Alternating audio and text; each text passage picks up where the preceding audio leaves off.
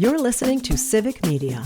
You can tune into any of our live shows on any radio station across the state with the Civic Media app. Find us in your phone's app store and listen anytime, anywhere. Good morning and welcome to Matt Nair on Air. Jane Matt Nair, Greg Bach, Calvin Butenoff, coming to you live from our home at Radio Park in Racine. You can always join us. Call or text or leave a voice note. The number is the same, 855-752-4842. You can also leave a comment if you're watching on the live stream on Facebook, YouTube, and what used to be Twitter. Coming up a little bit later on this half hour, Civic Media News Director Shelly Pittman will be here to talk about some of the things we may have missed over the weekend. There's lots happening. There is lots going on. Governor Evers signing a number of things. We were talking about this with Pat when I did my little hit with Pat on Up North, or Mornings with Pat Kreitlow. And cell phones in schools. Goodbye, which I think is a good thing. That and much, much more coming up with Shelly Pittman after the 9:30 news. If you heard our weekend tease, we're announcing a special announcement, announcement of a special announcement. The announcement, we're announcing right now that later on there will be an announcement that's a very special announcement. So we're announcing at this moment that if you really want to catch that announcement, you should stay close for the second hour. Right after the 10 o'clock news. I was trying to think of more ways to say announcement. But that was pretty good. Pronouncement? Yes, we have a special announcement coming up after the 10 o'clock news, right around 10:06, so stick around for that. For Audio Sorbet today, where we like to take a breath and get away from the news and talk about lighter things. Tony Shalhoub, of course, is a Green Bay native. Yes. Famous actor. Many shows. Many shows. Wings. Oh, he was on Wings. Yes, he was. That was my first introduction to Mr. Shalhoub. I forgot about that. Who I would call him Mr. Shalhoub if I met him. There's something about, there's an air. Yes. I'd call him Mr. Shalhoub. Of being proper. Exactly, yes. Right? There's something very, very proper about him. But Marvelous Miss Maisel and many other shows. Don't forget Galaxy Quest. Ah, yes, Galaxy That is one of my favorite appearances from Tony Shalhoub. Some call it the greatest Star Trek movie ever. It's a great. If you've never seen Galaxy Quest, and this is an old movie now, I would highly encourage you to check it out. It's fantastic. Yeah. So Tony Shalhoub has a new series on CNN called Breaking Bread with Tony Shalhoub. Yeah. And he spent a weekend in Green Bay with Leroy Butler, which is pretty cool from the Green Bay Packers. But that got us talking about if he would come back. Yes, for season 2. For season 2, where should Tony Shalhoub go next in Wisconsin? Yes, and what should he eat? Yes, we want your suggestions from around where you live. Tell us about the great restaurants, the great... even just attractions. It doesn't even have to be food. It could be food related. Just, hey, come have a good meal at this place. And yes. We want to know. So where should Tony Shalhoub visit next? Yeah. That will be our audio sorbet. And we will wrap it up as we always do with This Shouldn't Be a Thing. Today it's the Hot Stuff edition. That's right. Stick around. Going to start off with this, of course. This is still... It should be number one in the news. Yeah. This is day 34 of the government shutdown. This is from NBC News. Trump administration facing Monday deadline to respond to judge's SNAP order. A federal judge over the weekend gave the administration until noon today to share how it will comply with the order to fully or partially fund SNAP as this government shutdown continues. This as tens of millions of Americans are going without their November SNAP benefits. Across the country, this is turning into long lines at food banks, which have already been struggling. Yeah. This weekend in Texas and California, stadium parking lots were converted into mass distribution sites so people could pick up staples. Yeah. We've been talking about this for quite a while now, and we've known it was on the horizon, and and we've seen a lot of judges come down and either block or revoke or, put the brakes on certain policies of the Trump administration. And the not releasing the contingency funds is one where I feel like the Trump administration is going to say, make us. Because they have less than 2 hours now to present a plan. Yeah, and they're really good at planning. Oh, and they're really good at not listening to the law. I mean, I don't know. They're like law and order. They're all about law and order. And judges say do things. They're like, nah, it's fine. On Friday, U.S. District Judge John McConnell of Rhode Island ordered the Trump administration to make a full SNAP payment by the end of today or a partial payment by Wednesday.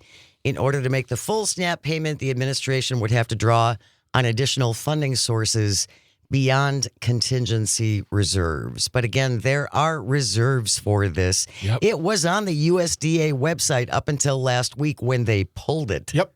Yeah. Because again, if it's not there, then it didn't happen. Well, and if it's not there, then they don't have to explain it, which allows them to push the narrative that this is somehow the Democrats' fault, even though they're not in power right now. They don't have the Senate, the House, the presidency, and, ostensibly the Supreme Court. Like, they have all of the power, but yet you ask them about anything having to do with the people, anything having to do with SNAP, or people being paid for their federal jobs. It's Chuck Schumer's problem. It's his fault. It's all his fault. And I see a lot of people both in media right here in Wisconsin and people just on social media say, well, why can't Chuck Schumer do something? Why doesn't Mike Johnson do anything? Yeah. Mike Johnson could bring the House back today. Oh, yeah. He could. Yeah. I think this is week 7. I believe this is week 7. I think the House has worked 12 days out of the last 60. And something it's pretty shocking. And we should keep talking, because that's the problem. Is I keep on thinking about this all the time, Jane. We forget about all these little moments, these little things that are influencing the decisions of our quote leaders. They were sent home because they didn't want to vote on the Epstein file. And that's still the case. That's still the case. Yes. There is a congresswoman from Arizona who won an election who has not been sworn in because her vote would force the release of the Epstein files. Then on top of that, he's not going to bring them back because then they can't get work done to try to put together a government opening program. And by the way, don't believe Clean CR. That is a lie. And then finally, it's all about the fact that they don't like the fact that their policies are really unpopular with the American people, because people want the Epstein file released, and they're not keen on billionaires getting our tax dollars. So this isn't about a shutdown completely. This is about all their policies being covered by the fact they don't want to come back to work and really answer to anything. Well, seriously. Because unfortunately, there are not unfortunately, I'm sorry.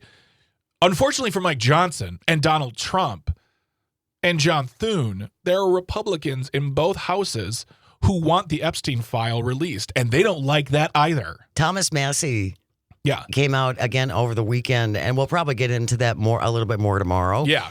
Thomas Massie is a Republican. Yes, he is. And he's been very vocal about calling for the release of the Epstein files, no matter who's on it. Yep. And that's kind of where I am, too. Oh, absolutely. It's like, release it. I don't care who's on it. They should all go down. Absolutely. We've talked about this at length. If it's a celebrity that I think is amazing and they're on it, I don't care. I'm not going to sit there and defend and go, oh, I can't. No.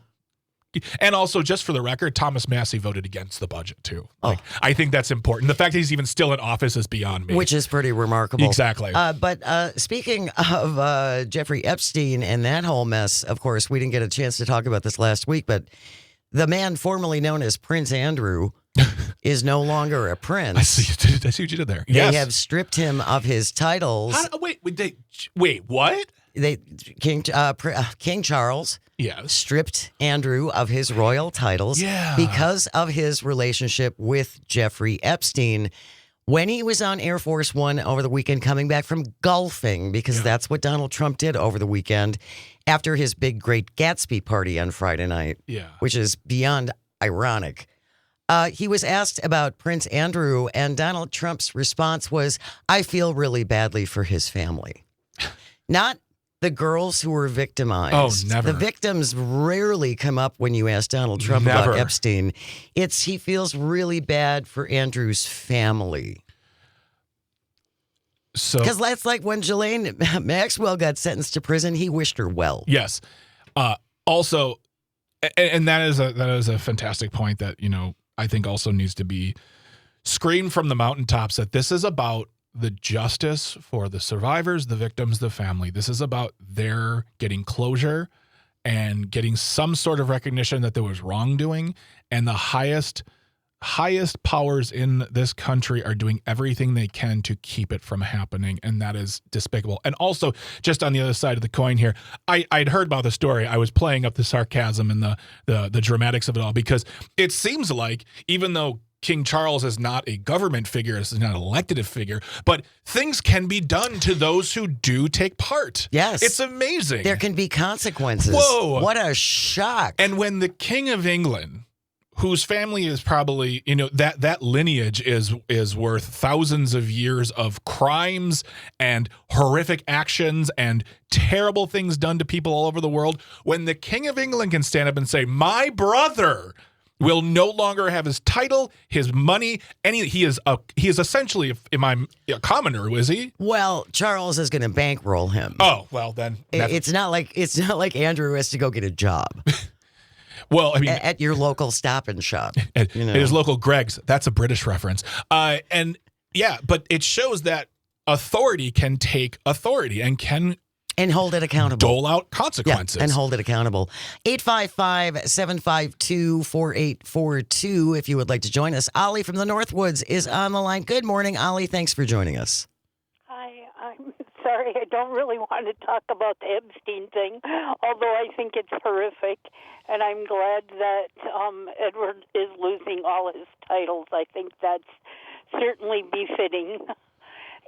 But I'm really upset, and I wish that the people would think more about how our president, who is denying people food and kids food, throws this horrendous party. Yep. Right in the middle of it. Yeah. It's called being tone deaf, Ollie. Well, I mean. Yeah. Thank you, Ollie. Appreciate you checking in. It's absolutely, though, on brand. I mean, he destroys the East Wing of the White House while this is happening. He redoes the bathroom while this whole thing is. That was another thing that came out over the weekend. Can I just say something? That is an ugly bathroom. What a shock. It looks tacky. Yeah, it looks. I'm sorry, Jane, can you speak up? I can't hear you over the design of this bathroom. Oh, I'm sorry. It's tacky. Oh, thank you. Did you hear that? Yeah, okay. Yes, he redid the Lincoln bathroom in the White House. It's all marble now. I'm sure you and I and the rest of the American taxpayers will be able to go in there and use that bathroom because we paid for it. I don't know if you saw Caroline Levitt's tweet about it too. He goes, I was horrified to find out that that's what this bathroom used to look like. We need better things for our president and the White House. I'm like, really? Like he needs you to defend a bathroom renovation? Apparently. Really? Apparently he Thanks, does. Caroline, whatever your name is. It's just absolutely like nothing. He can do no wrong. Everything he does is justified and important, Jane. The bathroom need to be changed. Those colors. It's the most important bathroom ever. Yes, indeed. Many people have been saying, of all the bathrooms I've ever been in, this is the most bathroom. This bathroom is the most bathroom ever. If you would like to join us, 855-752-4842. Stay close. You're listening to Matt and Air on Air. This is the Civic Media Radio Network. We'll be right back. You're listening to Civic Media. Stay up to date on the latest news and information for your local community and Wisconsin by signing up for our free email newsletter. Visit civicmedia.us/email to get started. Good morning and welcome back to Matt and Air on Air. Jane Matt and Air, Greg Bach, Dr. Slide on the board, coming to you from our studio at Radio Park in Racine. You can always join us, call or text.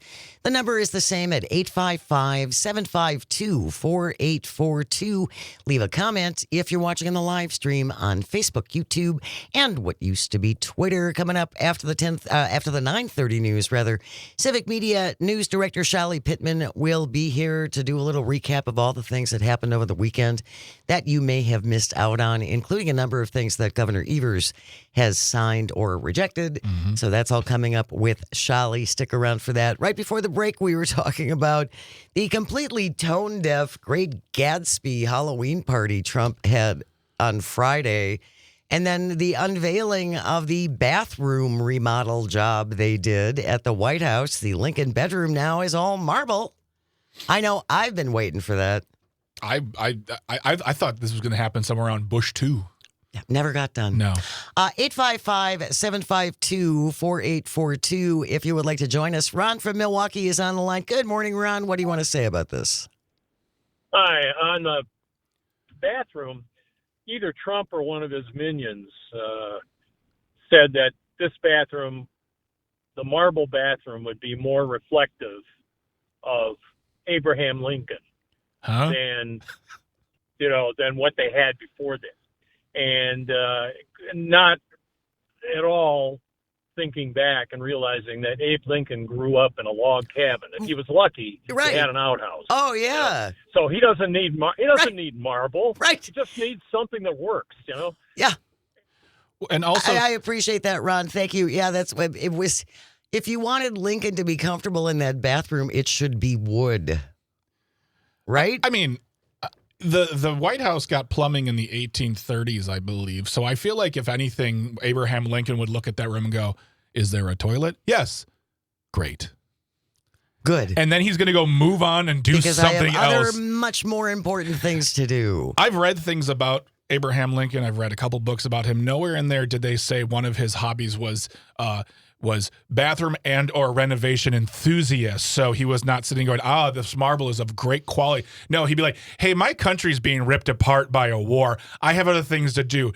Does the toilet flush? No, I don't even care if it doesn't. I was raised in a log cabin. No, just ask the president about shower inserts. He'll go on all day. The water pressure in here is...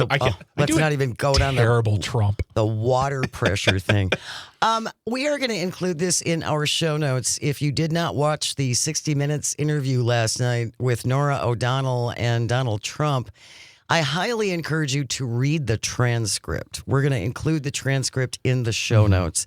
Rather than watch it, I really encourage you to read it because that gives you some idea of just how all over the board this man is. I mean, seriously.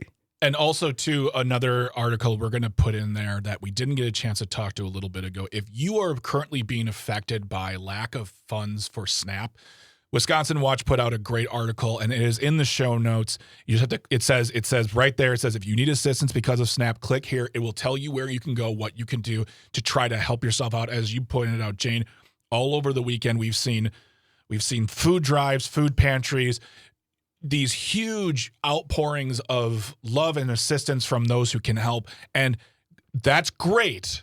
And that's what's needed right now. But what we need is our leaders to actually lead. But if you do need help, go to civicmedia.us, click shows, go to Matt and Aaron today's first hour episode, and you're going to see the 60 Minutes article transcript, but also to see where you can get help if you need it. This is a little exchange I want to share from you from last night during the 60 Minutes interview. Norah O'Donnell from CBS says when the stock market is doing well, it doesn't affect everybody. Not everybody's invested in the stock market. Trump says it does. Oh, it does. It does. Norah says, but there have been grocery prices are up. Trump says, look, 401ks. People have 401ks. Their 401ks are double what they were a year ago. Yeah, mine's not. No. Norah says, but for people that don't have 401ks who aren't invested in the stock market, they've seen their grocery prices go up. Trump, no, you're wrong. Nope. No, you're wrong. Oh.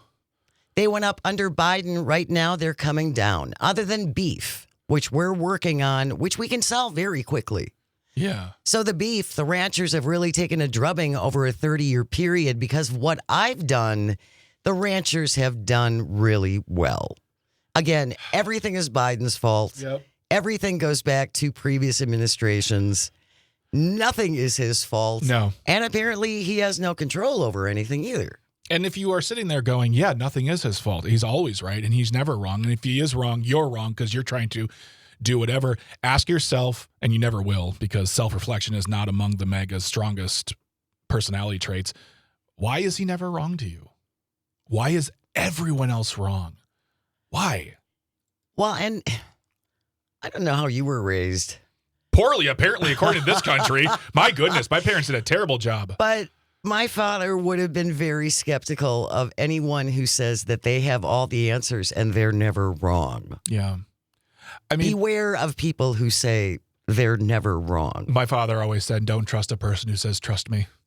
That's a good point, too. But also my parents raised me, my father raised me in the old way of the Republican Party sentiment of personal responsibility. No, not anymore. And I don't know why I do that, because I can just blame you, Jane, for whatever I do wrong and walk away, and someone else will just say, oh, it must be your fault. Greg said it's your fault. It's all Calvin's fault. It's all Calvin's fault. It's all, everything. The is bathroom at the White House fault. is Calvin's fault. You can get a hold of Calvin and complain if you want to do that. We have news coming up next. On the other side, Civic Media News Director Shali Pittman will be here. Stay with us. You are listening to Matt Nair on Air on the Civic Media Radio Network. Don't go away.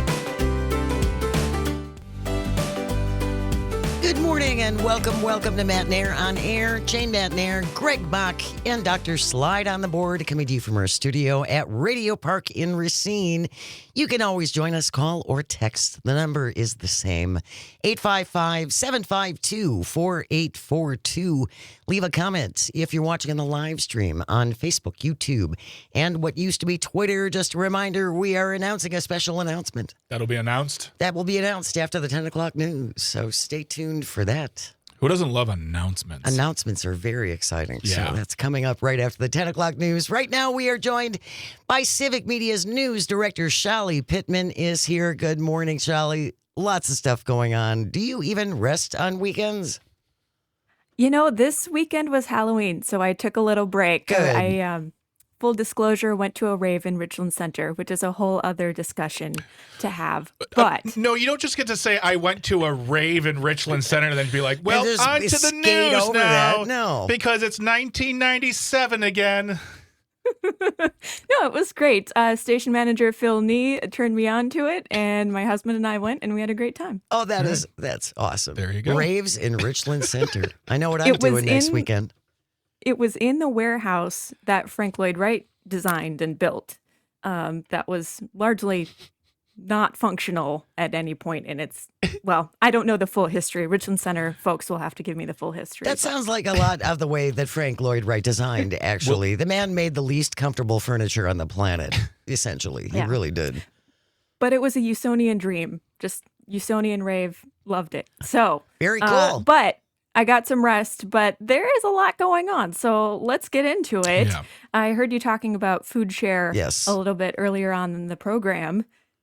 So Governor Evers said that he has declared an emergency here in Wisconsin because of these SNAP benefits running out. Yes, we are in a state of emergency and a period of, quote, abnormal economic disruption. That's according to the governor on Friday. He issued an executive order that it's unclear to know exactly what this does, but it directs the Department of Agriculture, Trade, and Consumer Protection to begin enforcement against price gouging as food share benefits run out due to the federal government shutdown. That's about all the governor can do right now. He doesn't have the power to appropriate funding for state funding to continue food share benefits or do other interventions to provide food to Wisconsinites who are about to go without. Nearly 700,000 Wisconsinites are on food share, including 270,000 kids who rely on what is SNAP, Supplemental Nutrition Assistance Program. In Wisconsin, we call it food share. So, we're kind of stuck due to the federal ongoing shutdown. Right. The legislature could intervene, but They won't. it has indicated that it won't. State Senate President Mary Felskowski says that lawmakers won't backfill the program with state funding. So that's where we are. The question I have for you, and this is if you've seen it in any of your research thus far, is there was a call to Governor Evers about releasing unused COVID funds. And what I had read was the reason why he can't do that is because the COVID funds may be earmarked for other things that are promised or just haven't been reimbursed yet. But as you just said, he does not have the power even to release funds himself as the governor. Am I reading that correctly? I hadn't seen that. My understanding is a lot of COVID funds have lapsed, but I don't have a specific answer. I do know that Governor Evers can't release funds without approval. So Okay. Yeah, the we have a legislature fact controls. checker now. Maybe he could look into that. Okay. But the legislature approves money. Yeah. They have the power Right. of the purse, right? Right. So we're stuck, right? There are some ongoing federal lawsuits. There are kind of twinned lawsuits happening on a federal level, and the deadline is ticking. Also, as you mentioned at the top of the show, for the Trump administration to respond to them today and this week. Wisconsin has signed on to one of those lawsuits, but not the other.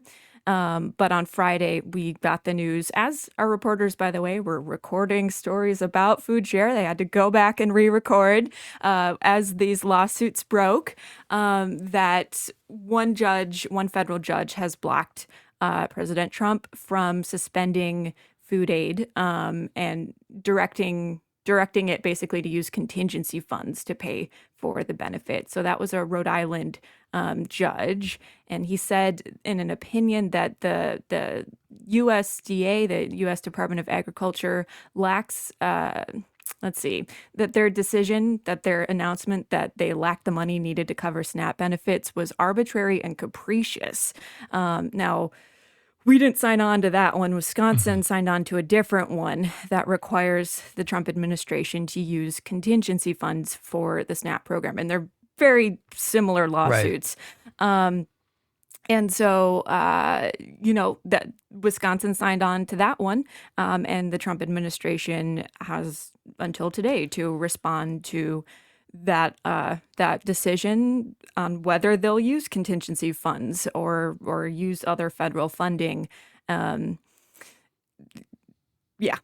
If you're just No, if you're just joining us, Civic Media's news director Shelly Pittman is here. We are talking about the lapse in SNAP funding and trying to come up with contingency monies. I just want to throw something in here, Shelly, because again, the Trump administration has been ordered by a court to come up with something by noon, but there really is no enforcement mechanism for that. Right? I mean, his lawyers can show up in court at noon and say, the dog ate my homework. I don't have it. Your guess is as good as mine. I will point to reporting from the BBC. Love to read non-U.S. news outlets sometimes. BBC is great. Yeah. They're great. And they say that they report that if the government used contingency funding, which is not extra money, it's just previously appropriated funds that they could maybe find during a shutdown, that it would only be able to cover about 60% of beneficiaries in a single month. So it's unclear how much money we actually have during the federal government shutdown to do that. So that's according to reporting from the BBC. I haven't gone and looked up those numbers. I will say for Wisconsinites who use supplemental food assistance, who use food share, you can still use the remaining funding from your October benefits. But it's, not sure how many folks have that since, I don't know. You can use them from October, but either way, regardless of whatever happens on the federal government level, the benefits for November will be delayed because of how the payments are submitted and processed. Even if we were to reopen the government tomorrow and end the shutdown, those payments would still be delayed for November. I want to add a little button on that we have reporters across the Civic Media Radio Network reporting on this in their communities. Yes. And I want to point to James Kelly in Chippewa Falls, Eau Claire area, who attended a press conference last Friday from some state lawmakers. And he heard from one state rep, Jody Emerson, who was concerned that the delay and the shutdown of food benefits would also affect grocery stores. If their usual customers aren't able to access their their food share benefits, that, small grocery stores, I think she mentioned Bloomer, Augusta, or Osseo, that losing that money may put them out of benefits, which is not something I had thought of before. Well, again, it's called consequences. Yeah. These are called the consequences of these decisions. I saw a video that broke down the effects of people who don't have SNAP benefits from state to state, what effect that will have on our local businesses. And it wasn't even just saying like these small grocery stores. It was just saying all grocery stores, because people will not be spending their money. So these businesses will not be making money. Therefore, there will be knock-on effects. And I want to reiterate as well in the show notes for today in the first hour, if you are someone who is being affected by the lack of funding in your food share program here in Wisconsin, go to the first hour. I put it very clearly, a story from Wisconsin Watch as well, saying what you can do to help yourselves out. And it's good to know that people can also use their remaining balance from October. If you have any. Exactly. And that was the other thing too. I was thinking is like with the rising grocery prices, people might not have that, but at least they have something if it's still there. I really appreciate the update on this one, Shali. Absolutely. Yeah. We will continue to watch it, and you will undoubtedly continue to talk about it. Yeah. Absolutely. But there's other news if you want to go on to. There was a lot that happened on Friday. It was a true Friday news dump. There you go. Well, let's talk about cell phones in schools. Yeah. So this one we've been watching for a while, since this summer. And I think it's really interesting. So on Friday, Governor Evers signed a bill that requires school districts to, by next July, adopt a policy on cell phones in schools.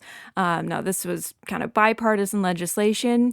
And, most school districts already have a policy on cell phones in schools. That's according to reporting from the Wisconsin Policy Forum, which gave numbers, right? There are 421 public school districts in Wisconsin, according to information from DPI. Of the 300 or so that responded, 70% of districts only allow cell phones in common areas. Another 20% fully ban phones. So that leaves just about 10% of public school districts who don't have any rules on phone usage right now. Smaller districts in the state were more likely to report the strictest cell phone rules. But this is a bill mandating something that most school districts are already doing in some way. There are some caveats to this bill. The bill actually bans or requires school districts to come up with a policy on wireless communication devices. So this is cell phones, yes, but it's also tablets and laptops and gaming devices, and it names those. Yep. Now, a school board may optionally adopt consequences for students violating the policy. It has caveats for school devices, as well as, situations where you really would need that technology, like if you're on a individualized education plan, or doing some kind of project in class as authorized by a teacher. That makes sense. Yeah. Yeah. But and we were talking about this before you joined us, Shali. I think some of the biggest pushback, unfortunately, is going to come from parents. If there's pushback, it's like, I need to be able to get a hold of my little Susie at any moment of every day. And yeah. Not to go all old man about this either. It's like, I always think to myself, well, when my parents wanted to get a hold of me when I was a kid at school, they called the front office. The front office said, Greg Bach, please come to the office. And then I would come to the office and I would get a call. I know that our friend Angela Lang is very much against this. She thinks that kids should have access to cell phones, and I wouldn't mind actually talking to her about that to explain it further, because it's not just so they can play Wordle, which I don't know kids who play Wordle. I don't know why I picked that game, but yeah, there are discussions to be made about it. But I personally just feel like if the parents want to get a hold of them, there are other avenues not letting their kid have a phone in class. We're going to continue our conversation with Civic Media News Director Shali Pittman. Stay with us. You are listening to Matt Nair on Air, coming to you across the vast statewide, countrywide. You can even pick us up around the globe on the Civic Media Radio Network. You're listening to Civic Media. Find the latest news, information, and archives of all your favorite shows on the Civic Media website, civicmedia.us. Good morning morning and welcome back to Matt Nair on Air. Jane Matt Nair, Greg Bach, our resident young person Calvin on the board. Coming to you from our studio at Radio Park in Racine. Join us, 855-752-4842. You can leave a comment if you're watching on the live stream. Good morning live stream on Facebook, YouTube, and what used to be Twitter. She joins us every Monday at this time for a recap of the weekend news. Civic Media News Director Shelly Pittman is here. Right before the break, we were talking about phones and cell phones in schools and banning cell phones in schools. There were a number of other measures that the governor signed over the weekend as well, Shelley. Yeah, but I want to dig in right to something that Greg said right as we left off about the popularity of this measure. As we were reporting on this bill, I want to point out that this appears to be a trend in Wisconsin of kind of a common sense reform, and also maybe a trend nationwide being seen as a quote unquote common sense reform. So I remember all the way back to June when there was a different Marquette Law School poll that asked a question about cell phone use in schools, where 89% of respondents said that cell phones shouldn't be used during class and they would support a measure to reduce that. 72% supported banning cell phones kind of from bell to bell, right, during the school day, during lunch and between classes. So you mentioned one of our colleagues who maybe isn't in support of this. And I just want to look at the statistics from that Marquette Law School poll where completely understand the pros and cons, right, of what folks think. But the Marquette Law School poll that asked registered voters in Wisconsin whether they'd support or oppose a ban found that, let's see, I'm looking at the stats, only 4% would strongly oppose a ban using cell phones during the entire school day, and 2% would strongly oppose a ban using cell phones during class. If we combine it with somewhat oppose and strongly oppose, that's 5% during class periods and 14% during the entire school day that they'd oppose. So, there are detractors, obviously, as with everything, Absolutely. right? But I also watched a poll release with poll director Charles Franklin, and while everything else was, so 50-50 or, divided Wisconsin, pretty close, right? Yeah. This one, he had a slide that was like, this is quick, get rid of your kids' cell phones. And that was it, right? And then we moved on. Yeah. And that was the soundbite we used. So, I thought that was interesting. But then just in looking back at this, I didn't know it at the time, this mirrors national polling too. The Pew Research Center, also in June, found that about 3/4 of adults nationwide favor banning phones in middle and high school classrooms. So again, that's during class. And that measure that mirrors other measures happening in other states recently. At least 35 other states have adopted measures restricting the use of phones in schools in just the last 2 years. Wow. That's according to reporting from the AP.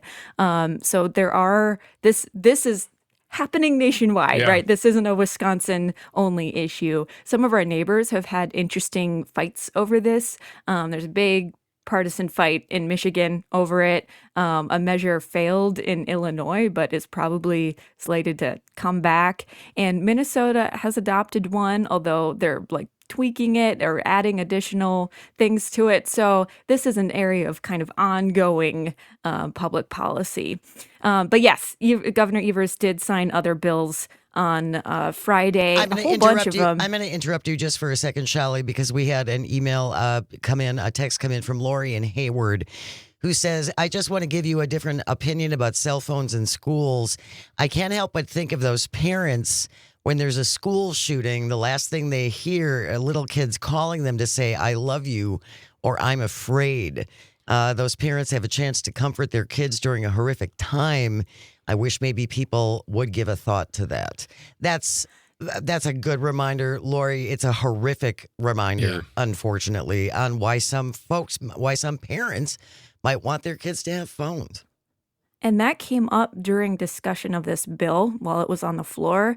There were a few legislators who made this exact point, including one, and I don't want to misspeak, so I won't say her name, but I think I know who it is, who had just recently gone through the Abundant Life or seen in her constituents the Abundant Life school shooting here in Madison, and made that exact point that if there was a threat in schools, she would want to be able to communicate with her daughter rather than, waiting many hours to be reunited. Right?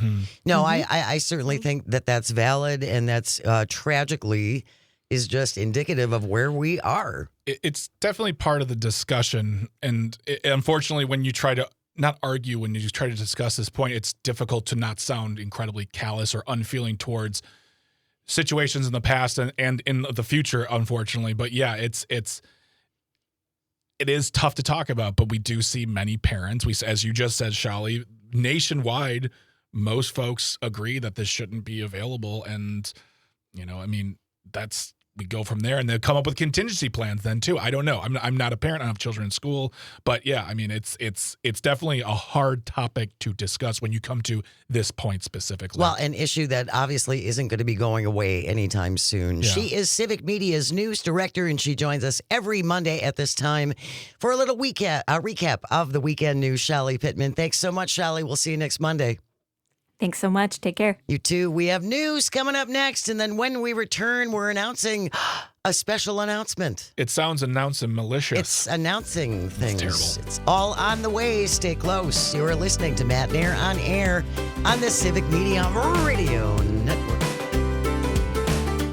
The national news cycle never stops, but it can be hard to find news about your local community. Civic Media is dedicated to providing quality local and state news coverage across Wisconsin. With the Civic Media app, you can get notifications about local stories that matter to you and your community. Find the free Civic Media app in your phone's app store and choose notifications from the menu to tell us what kind of news you want to hear about.